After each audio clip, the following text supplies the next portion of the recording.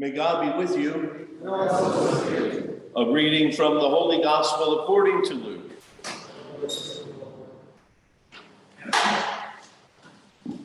The apostles said to Jesus, "Increase our faith."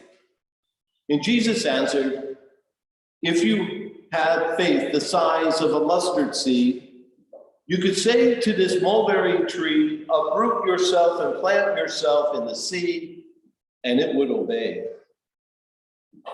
If one of you had hired help plowing a field or herding sheep, and they came in from the fields, would you say to them, 'Come and sit at my table'? Would you not say instead, 'Prepare my supper, put on your apron and wait on me while I eat and drink? You can eat and drink afterward'? Would you be grateful to the worker who was just doing their job? It is the same with you who hear me. When you have done all you have been commanded to do, say, 'We are simple workers. We have done no more than our duty.'" The good news of salvation.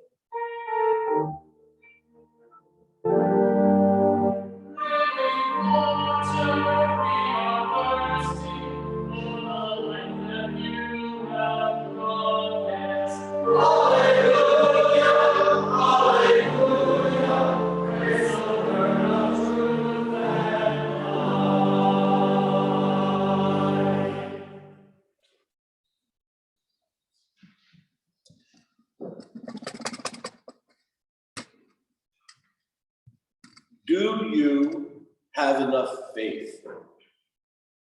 That certainly seems to be at least part of the question from the scripture today. Do you have enough faith? My guess is you, as well as me, we probably have had that question in mind from time to time. Maybe you've had a faith crisis and you've asked yourself, do I have enough faith, or what do I have to do to get more faith?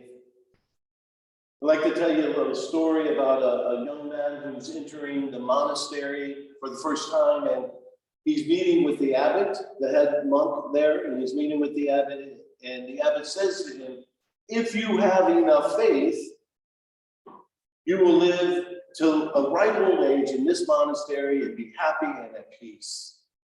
But it won't be easy, because we take a vow of silence. Nothing is to be spoken, no good mornings, no greetings, no talking at mealtime, no words during duties and responsibilities, no words of vow of silence. In fact, you'll have an opportunity to say only 2 words a year." So the young guy goes into the monastery and he's very faithful, and he's praying and he's doing everything, keeping his vow of silence 100%. A year comes up, the anniversary, the abbot calls him in and says, "It's been 1 year. You have now the opportunity to say 2 words. What would you like to say?" And the young man says, "Hard bed." Another year goes by, same thing, complete vow of silence. The 2nd year anniversary, they're sitting in front of the abbot. The abbot says, "What would you want to say?" You have 2 words.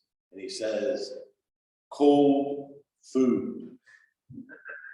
A whole another year goes by, the 3rd year, the abbot's sitting with him, and he says, "What would you like to say?" You have 2 words. And the young man says, I quit. And the abbot says, well, I don't blame you. All you've done is complain since you've been here.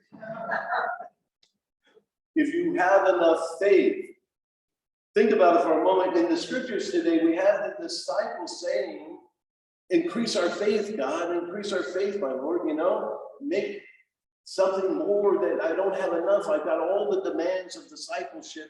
They had just heard about in the scriptures right before this, all these demands of discipleship, and they don't know that they can do it. And they say, increase our faith, Lord. And poor Habakkuk in the first reading today, that poor guy, he's in a real crisis of faith, right? He's saying, why did you forsake me? Why did you abandon me? I yell oppression and you don't answer. He's having a real crisis of faith.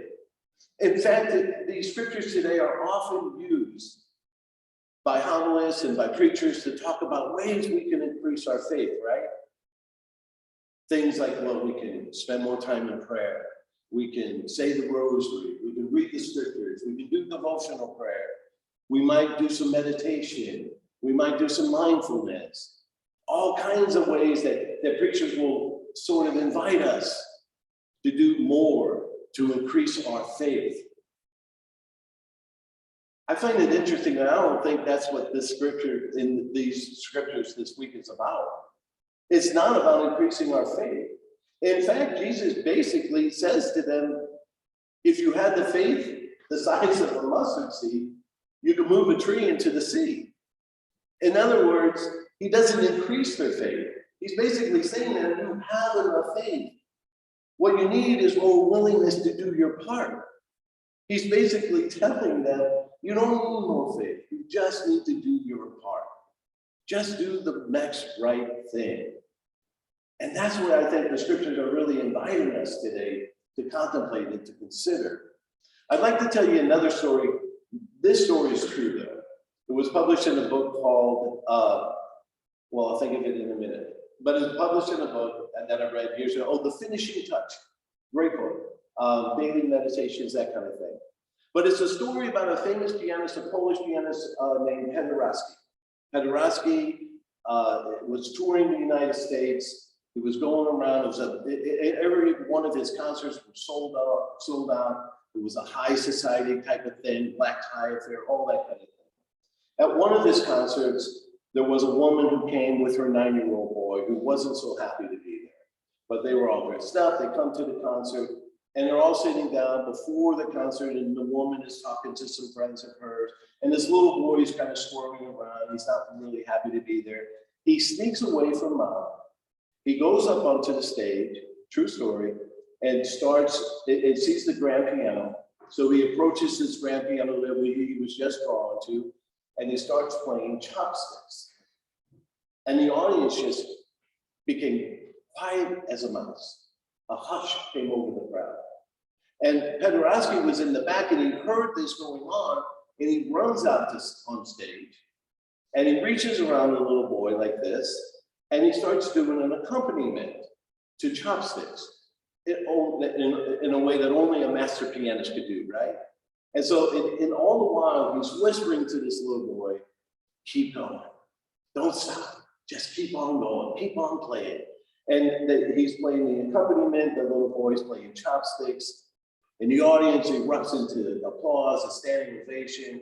No one could have predicted that they coming tonight would have meant that they were going to see this incredible performance of a little 9-year-old boy doing his part, and the master pianist completing it, fulfilling it, adding to it, making it beautiful.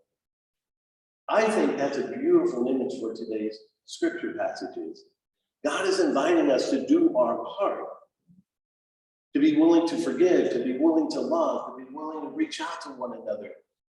Just do our part. If we had faith the size of a mustard seed, if all we do is know how to play chopsticks, just show up at the piano, just do our part, and let God do the rest. Because God promises to take what we give and multiply it, recreate it, and make it and bring it to completion in some way. That's our goal, to do our part. It's the willingness to do our part, not increase our faith, that I think is at the heart of the scriptures today. I want to give you a brief little philosophy that I try to live by It's 5 words. Some days I do it, most days I don't, but it's a real simple philosophy. And it sort of embodies what I think this invitation in the scriptures today is. And it's real simple. Do the next right thing. That's simple. Do the next right thing.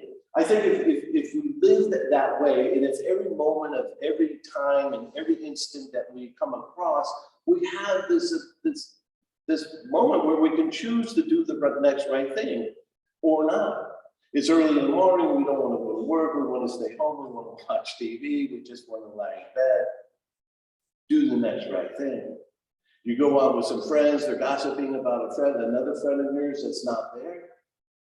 Do the next right thing. In almost every instant, we can ask ourselves that question, what is the right thing to do in this moment? And I realize that there are times where we don't always know, right? There's times where it gets a little confusing, we don't know what the next right thing is. And during those times, I invite you to consider what the wrong thing is. Because usually we may not know exactly the right thing to do, but we sure know what the wrong thing to do is.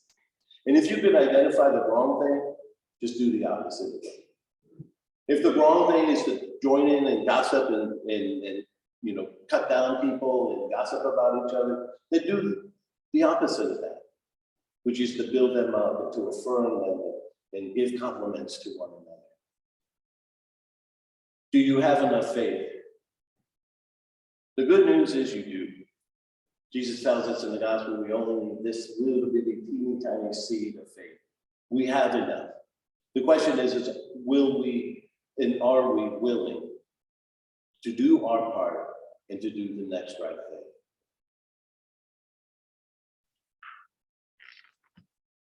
thing?